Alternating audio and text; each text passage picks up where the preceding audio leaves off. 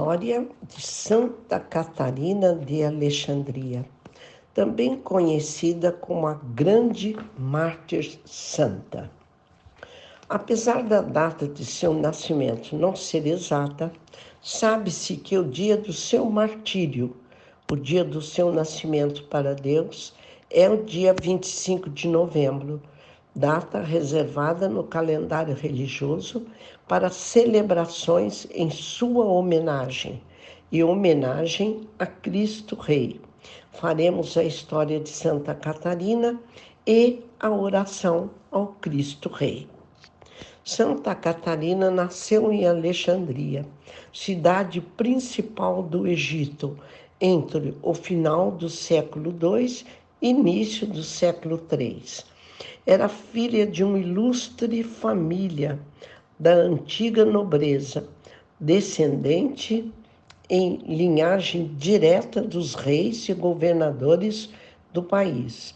Possuía inúmeros dons, tanto físicos como morais, e era dotada de uma inteligência clara e brilhante.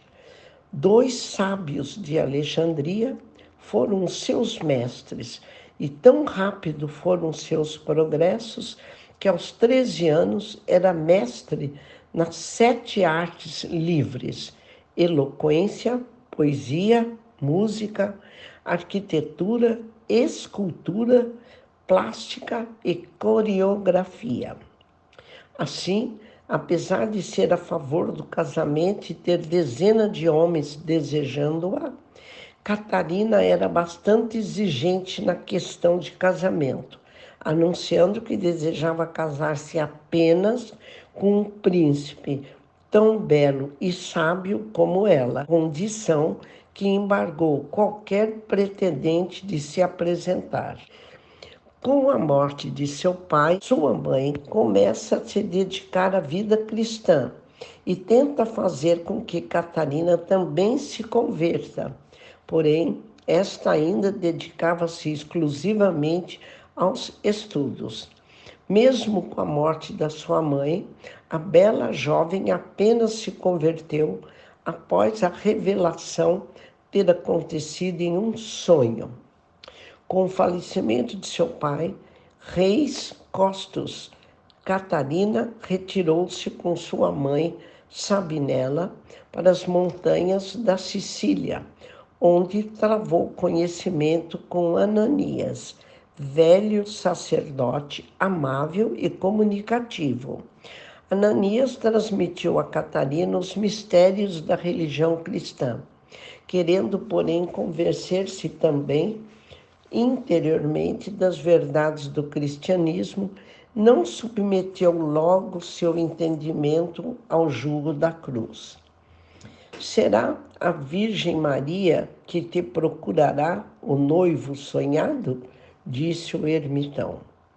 Na noite seguinte, Maria apareceu, de fato, a Catarina, trazendo o menino Jesus pela mão.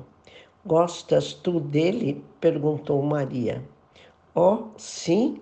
E tu, Jesus, gosta dela? Não, não gosto. É muito feia. Catarina foi logo a ter com Ananias. Ele acha que sou feia, disse chorando.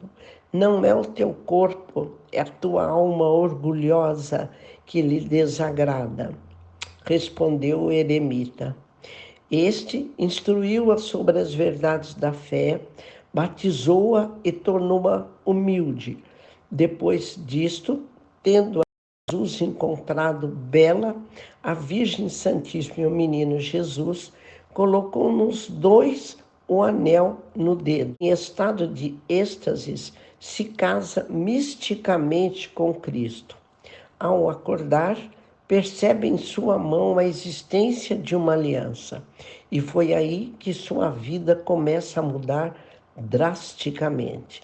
E foi com isso que se ficou chamando desde então o casamento místico de Santa Catarina. Condenação. Ansiosa de ir ter com seu esposo celestial, Catarina ficou pensando unicamente no martírio. Foi então a presença do imperador romano Maximiano Daia, que perseguia os cristãos, censurando-o por sua crueldade. Apontou a limitação do imperador por ser pagão e afirmou que o seu Deus era o único realmente vivo e o seu rei era Jesus Cristo. Incapaz de lhe responder, Maximiano reuniu para confundi-la os 50 melhores filósofos da província.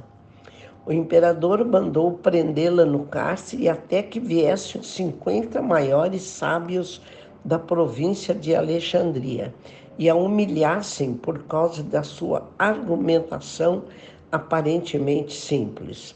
Quando chegaram os sábios, riram do imperador por tê-los convocado para contra-argumentar com uma simples garota. Porém, o imperador os advertiu que, se conseguissem convencê-la, ele os presentearia com os melhores bens do mundo. Mas, se não conseguisse, ele os condenaria à morte. Catarina foi tão plenamente sábia nas suas colocações e argumentos que, mesmo perante essa ameaça, os sábios não conseguiram convertê-la aos ídolos. Pelo contrário, vencidos pela eloquência de Catarina, converteram-se ao cristianismo. Frustrado, o imperador mandou prender e torturar Catarina na masmorra. Visitada na prisão pela esposa do imperador e pelo chefe de sua guarda, Catarina os converteu, fazendo o mesmo com inúmeros soldados. Mais enfurecida ainda, o imperador mandou assassinar os sábios e sua esposa. Lançou os guardas aos leões no Coliseu. Mesmo com a dor de ter causado a morte daquelas pessoas, com pouquíssima comida ou água e aprisionada, Catarina jamais cedeu aos pedidos do imperador de se tornar sua esposa. Foi assim que Maximiano condenou ao suplício da roda, um conjunto de 4 rodas que giravam em sentido contrário às outras, com lâminas em formas de garras, instrumento de tortura que mutilava e causava grande sofrimento. Diz a lenda católica que, quando foram amarrar Catarina na roda, Catarina ajoelhou-se e fez uma oração. Segundos depois, um raio caiu e destruiu a roda, bem como seus criadores.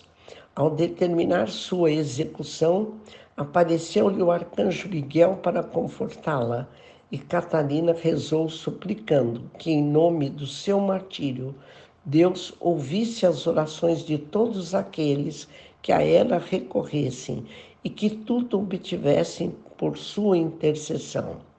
Catarina nada sofreu. Irritado, o imperador manda degolar Catarina, fato que aconteceu no dia 25 de novembro de 307. Por fim, Catarina de Alexandria foi decapitada. Isto aconteceu por volta do ano 305. O seu culto parece ter irradiado do Monte Sinai. A festa foi incluída no calendário pelo Papa João Paulo XXII. 3 séculos mais tarde, o seu corpo incorrupto foi encontrado por monges e levado para o mosteiro da Transfiguração, onde algumas das suas relíquias e o seu nome ficaram até hoje. Foi ouvindo a voz de Santa Catarina que Santa Joana d'Arc encontrou a espada que usaria em sua missão e que mudaria a história da França. Junto de Santa Catarina e do arcanjo Miguel, era uma das vozes que falavam com ela e a instruíram na sua missão de salvar a França. Santa Catarina é considerada padroeira dos estudantes, filósofos, professores e também invocada pelos que trabalham com rodas e contra acidentes de trabalho. No Brasil, é a padroeira principal do estado e da ilha de Santa Catarina, que inclusive são uma homenagem a ela, e copadroeira da Catedral Metropolitana de Florianópolis. Suas relíquias no Monte Sinai são autênticas e provam sua existência na sociedade egípcia da época. A grande mártir Santa Catarina de Alexandria, então tornou-se popular e venerada em todas as partes do mundo. Após uma revisão histórica recentemente, o Papa João Paulo II recolocou sua memória no Missal Romano, mostrando claramente a fé da Igreja Católica em sua intercessão. Suas relíquias no Monte Sinai são autênticas e provam sua existência na sociedade egípcia da época. A grande mártir Santa Catarina de Alexandria, então, tornou-se popular e venerada em todas as partes do mundo. Catarina é uma santa e mártir cristã, que foi uma notável intelectual no início do século IV. A Igreja Ortodoxa a venera como uma grande mártir. Na Igreja Católica, ela é tradicionalmente reverenciada como um das 14 santos auxiliares.